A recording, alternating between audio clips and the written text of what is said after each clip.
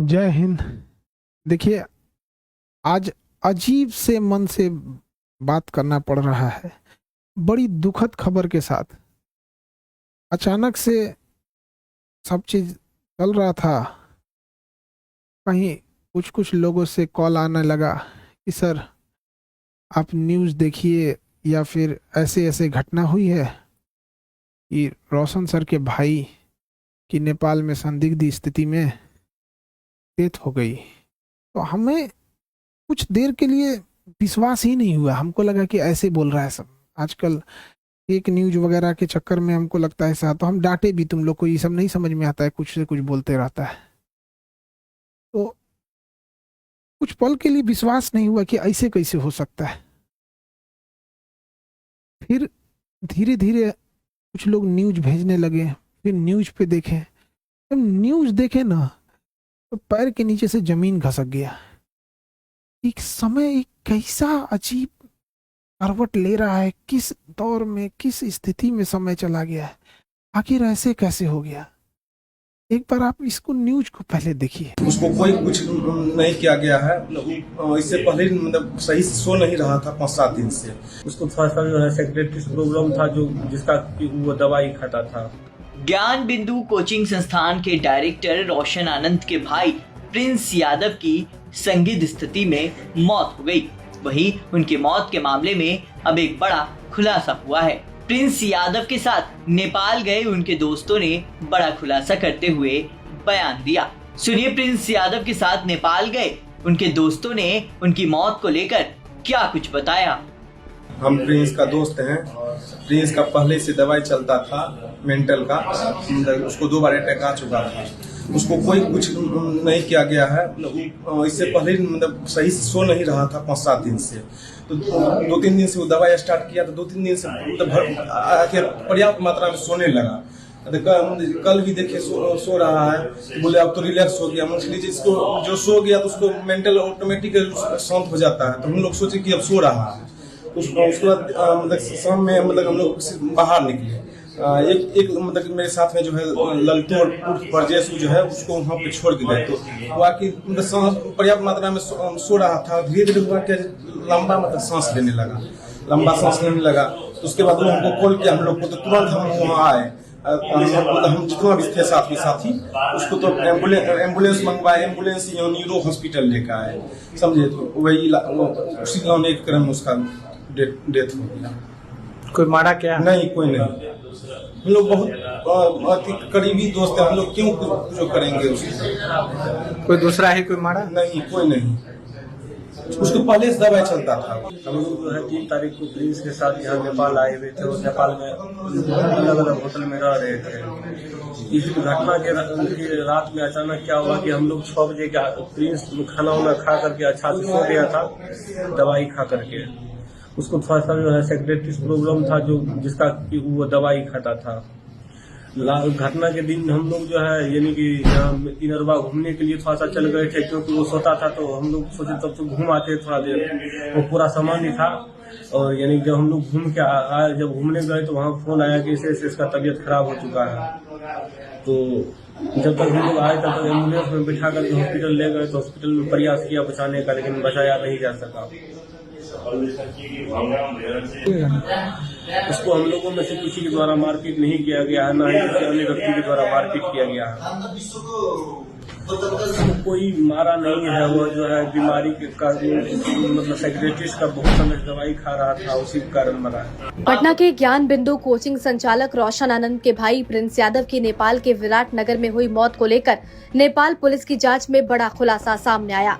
शुरुआती जांच में ये बात सामने आई कि प्रिंस यादव मिर्गी की दवा का सेवन करते थे और उनके कमरे से ऐसी दवाएं भी बरामद हुई। नेपाल पुलिस के अनुसार प्रिंस यादव अपने कुछ दोस्तों के साथ विराट नगर के एक होटल में ठहरे हुए थे। पूछताछ में उनके दोस्तों ने बताया कि प्रिंस कई दिनों से ठीक से सो नहीं रहे थे और उन्हें लगातार नींद नहीं आने की समस्या थी। बताया जा रहा है कि दवा शुरू करने के बाद ही उन्हें नींद आने लगी थी। जांच के दौरान पुलिस को प्रिंस यादव के कमरे से एपिलेप्सी की दवा मिली है। पुलिस अब ये पता लगाने की कोशिश कर रही है कि वो किस बीमारी का इलाज करा रहे थे और दवा का सेवन डॉक्टर की सलाह पर कर रहे थे या नहीं। पुलिस इस पहलू को भी खंगाल रही है कि दवा, नींद की कमी और शराब के सेवन का उनके स्वास्थ्य पर क्या असर पड़ा। होटल में मौजूद दोस्तों के मुताबिक शनिवार रात प्रिंस यादव की तबीयत अचानक बिगड़ गई। इसके बाद उन्हें तत्काल अस्पताल ले जाया गया, जहां इलाज के दौरान डॉक्टरों ने उन्हें मृत घोषित कर दिया।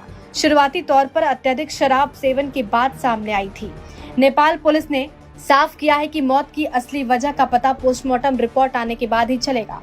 फिलहाल पुलिस होटल की सीसीटीवी फुटेज, होटल रजिस्टर और साथ मौजूद लोगों के बयान के आधार पर जांच आगे बढ़ा रही है। वहीं नेपाल पुलिस के मुताबिक प्रिंस एपिलेप्सी की दवा का सेवन करते थे। नेपाल पुलिस ने प्रिंस के रूम से एपिलेप्सी की दवा भी बरामद की है। वहीं अब देखने वाली बात होगी कि आगे इस मामले में क्या कुछ निकल कर सामने आता है। देखिए, जब वीडियो देखने के बाद एकदम दिल दहल गया। किसी परिवार के लिए इससे कठिन दौर क्या आ सकता है। भगवान इस कठिन दौर से निकलने के लिए उनको सहन शक्ति दे। इतनी भयानक स्थिति और इतनी कठोर स्थिति में वो कैसे निकल पाएंगे लोग। इस घटना के बाद पता नहीं कैसे परिवार सहन करेगा इसको। इस कठिन दौर में हमारी संवेदना परिवार के साथ है। जब कभी आदमी ऐसी खबर सुनता है तो दिल बैठ जाता है। किसी के परिवार के साथ ऐसा ना हो, दुश्मन के परिवार के साथ भी ऐसा ना हो।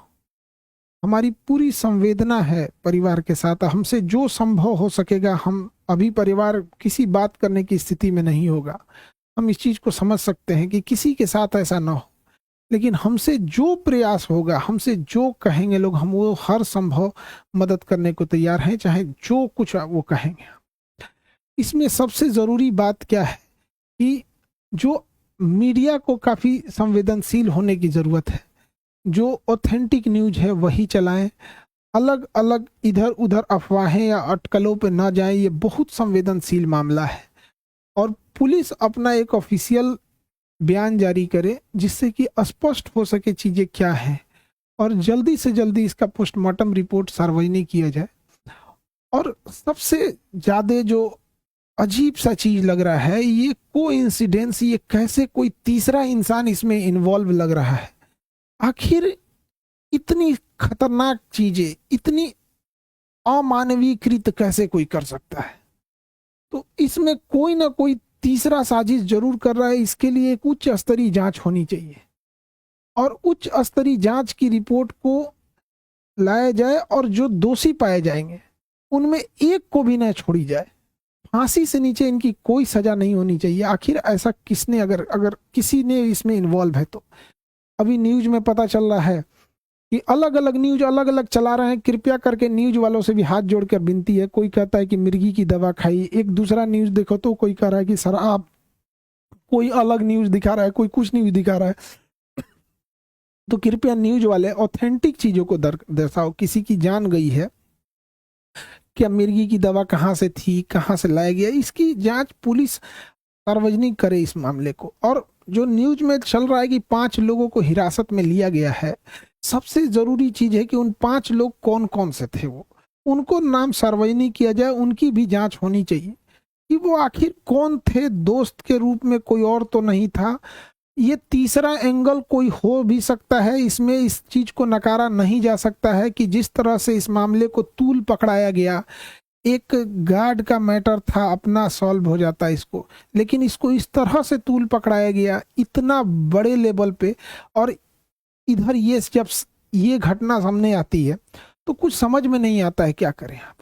इतने कठिन परिस्थिति में पूरे लोगों को से भी विनती करते हैं कि परिवार का सहानुभूति रखें और इस बात पर जोर दें कि तीसरा एंगल पर जांच हो और जो लोग संदिग्ध, नेपाल ने किन 5 लोगों की गिरफ्तारी की है उनकी भी जांच होनी चाहिए और एक उच्च स्तरीय जांच बैठाकर जो भी दोषी पाए जाएंगे उनको फांसी से नीचे सजा नहीं होनी चाहिए।